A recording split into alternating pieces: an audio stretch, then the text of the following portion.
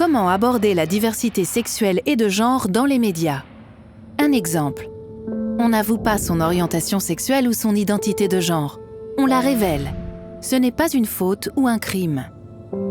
Un vocabulaire juste, adapté aux réalités décrites et exempt de tout jugement, est essentiel pour éviter des impacts préjudiciables chez les personnes ou les communautés LGBTQI.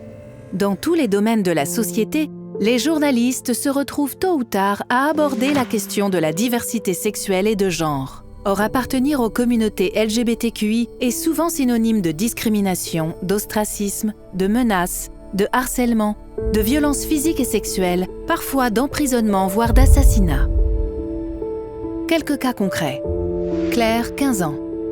Ayant confié à ses parents qu'elle était lesbienne, ces derniers l'ont emmenée chez le médecin afin de savoir ce qu'il devait faire pour qu'elle redevienne normale. Elle fugue de chez elle. Vous la croisez dans un reportage sur les jeunes à la rue. Patrick est résident d'une maison de retraite. À cause de son orientation sexuelle, il subit rejet et moqueries de la part des autres résidents, mais également du personnel de l'établissement. Il a cessé de s'alimenter.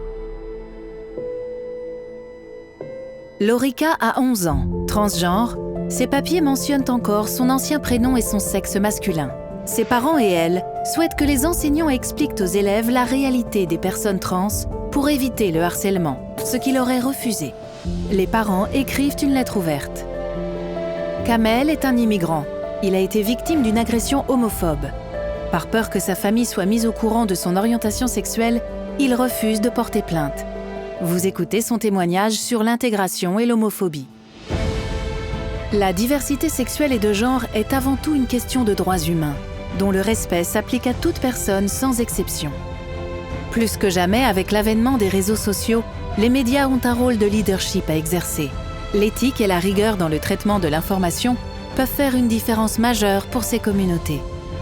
Ce guide, élaboré par la Fondation Jasmin Roy Sophie Desmarais pour la Commission canadienne de l'UNESCO, est un outil de travail à l'intention des journalistes pour l'accès à un vocabulaire plus juste dans le respect de tous.